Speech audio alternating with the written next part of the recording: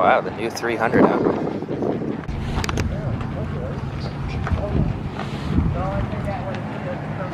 Oh, it feels so different.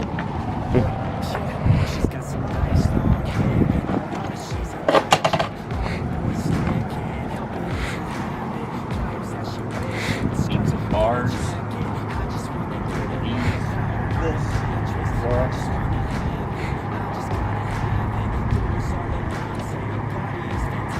I've got 2 more in green available. Yeah, so I'm gonna see if Rick's guy needs them right away, or well, Matt talked to him and said that guy downtown. Oh, okay, that's what I was gonna try to find out. Here's the Supermoto version. Huh. I know, it's low. The tire's like a 110. Alright, so new 300 here. A couple things different. We got something extra on the cylinder head here. I don't know if that's for the cams or whatnot. And then exhaust is a little different. The fan, I remember them talking about extra cooling capability on the 300.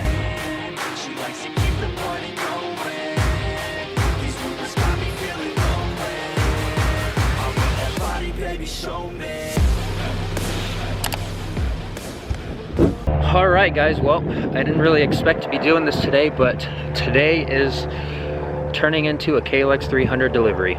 So again, we are at Motosport Hillsboro. Same place I got my KLX250, the 140 over there, the KX450X, and now a KLX300. So most of you guys probably know me as the guy on YouTube with the KLX, all big bored out, dumped a bunch of money into it. Some people might think that it's kind of dumb, but here you stand now watching me take delivery of a KLX300. Didn't plan on doing this, but last time we went out to the trails, my brother was riding his KLX 140L. He could hardly shift the thing, his knees were up into his chest. Would be a good pit bike, but with the release of the KLX300, I told him that he should get rid of that thing and upgrade to a KLX300. And of course, I was all for that. He was all for that. So here we are at our good old Motosport Hillsboro, working out a deal for a 300. Obviously, he's gonna allow me to make some videos, hopefully, but he's gonna have his own channel as well, and he's gonna be following my footsteps. When I started out with the 250, of course, you could call me an experienced KLX owner, if you want to call me that, loose term there, and he will be starting out on the journey of basically a beginner on a KLX 300, so you'll be able to see both perspectives, my perspective, a beginner's perspective of the KLX 300.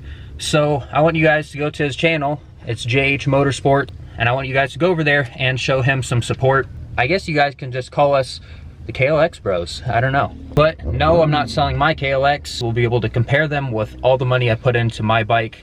And the KLX 300 apparently has the 300R cam, so that should give it an advantage in terms of power out of the box. Of course, 50 more cc's. Of course, we have a bunch of videos planned for it, and we want to do a bunch of mods to it. We're going to be doing a bunch of tests with it. Of course, off-road, on-road, comparison to my KLX 351, my friend's KLX 250, and of course, I have my KX 450X, a real dirt bike, as some people like to call it, but we're gonna be having lots of fun. Make sure you go support my brother's channel, but let's go ahead and get this delivery on the road.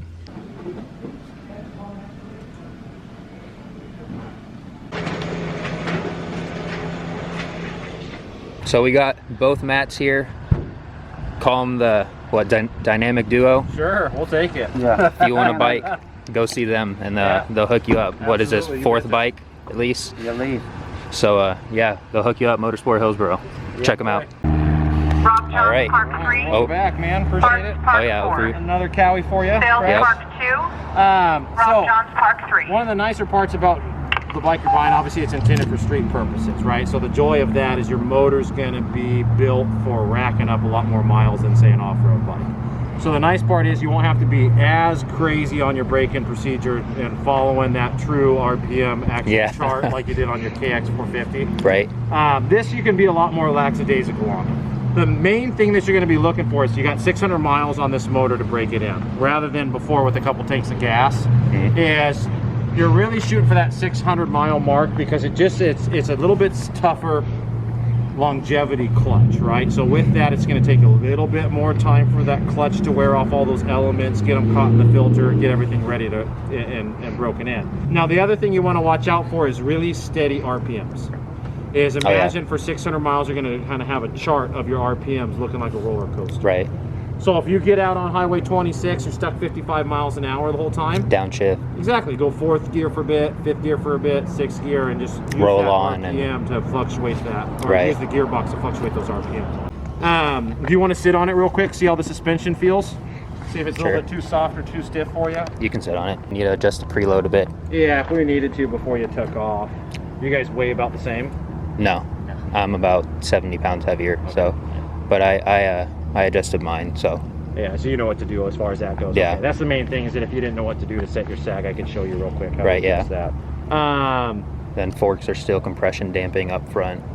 Yeah, it's going to be a little less refinement than your XC, right, but right. It should be basically identical refinement to your 250. Should be there's compression. Nothing up top on these ones. Right. So all of your adjustment that you're going to be able to do is going to be down below. Still have it here. Yep.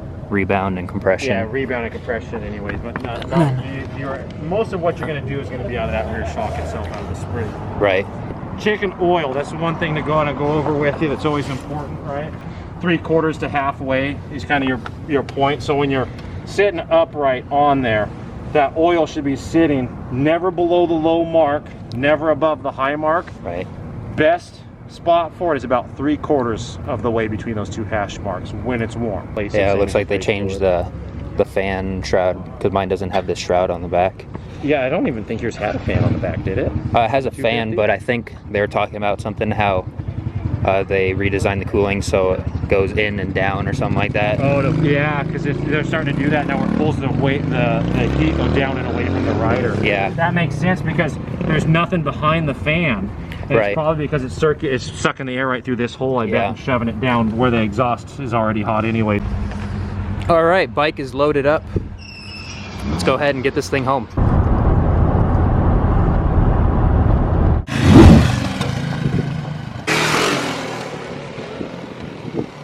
All right, and here we have it, the KLX300 and my 351, which is somewhat apart right now, but you guys will see that in a later video. If you guys haven't been following, I thought it kind of blew up, sounded like top end, then I thought it was a bottom end, put it back together, and it seems like it's the top end, the compression release. But enough of that.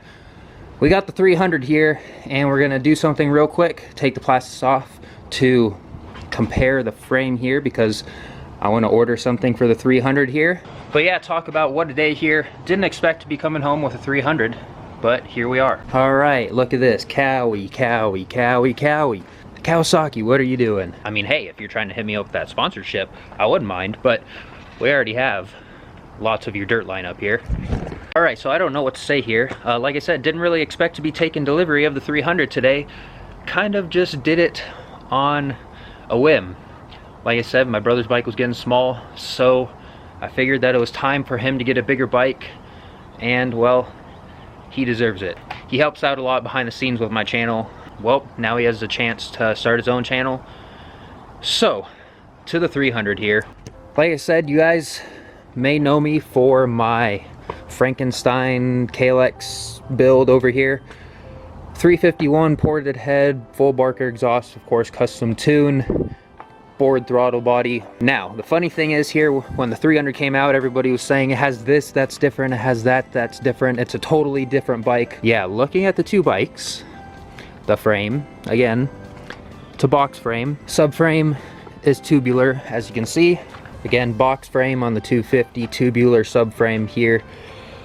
Steel, this thing, the 250 weighs about 302, 304 pounds, just like the KLX300. People were talking about weight reduction with the 300, maybe because you now have a 300cc cylinder, so that's going to take a little bit of weight off. But a few key differences that I see here: the fan, we talked about this at the dealer, the hot air is now directed downwards. There's this extra bolt here on the cylinder head, not really sure what that's for. The rake and trail numbers are probably different. Oh, and okay, if you really want to be technical here, there is a small difference. This is an engine light now instead of an FI light. So there you go. You guys got me. There is a difference here on the KLX300, the more you know. But forks, suspension, same travel numbers, ground clearance. That was a big one. Everybody was talking about ground clearance and whatnot, so let's go ahead and put them side by side here. And as we thought, ground clearance is the same, and well, I'll just show you guys. So as you guys can see, ground clearance, it's pretty much the same.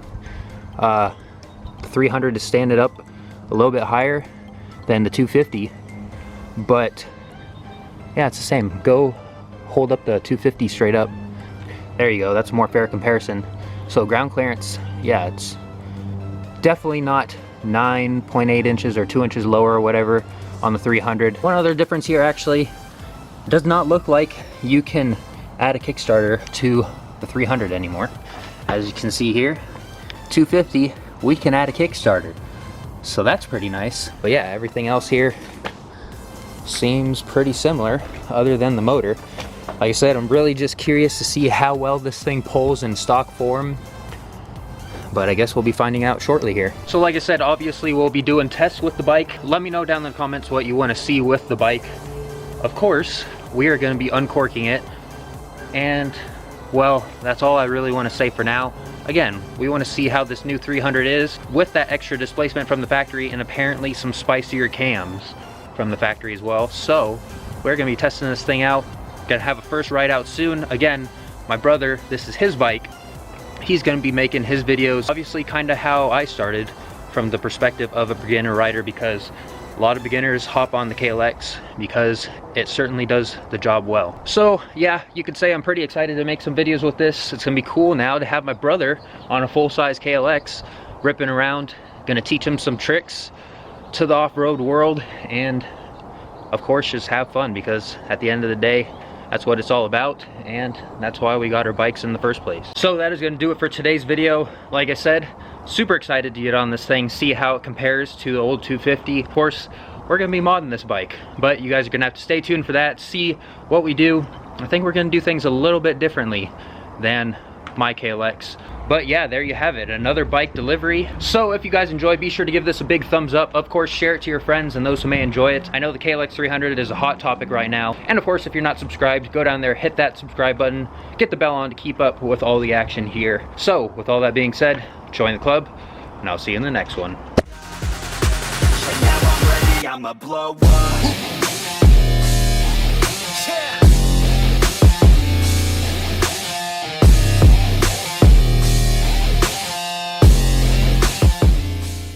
So I wanted to put a short note in here to my brother after the outro, since not many people watch to this point anyways, but like I said, this is for my brother here. Congratulations on the new bike. You earned it, you deserved it. Don't let anyone take that away from you, because you helping me out behind the scenes here on YouTube, helping me film, helping me edit, helping me carry all my stuff for videos. It's definitely a big help. Keep on doing what you're doing, keep that work ethic up, and as you can see, if you keep that up, you definitely can reach your goals. And like I said, you deserve the bike. You always motivate me to be a better person myself, so I can set an example for you, and so you can have someone to look up to. So here's to killing it with the KLXs. I'm looking forward to see what fun we have with it. Let's start modding this thing and making it an absolute ripper.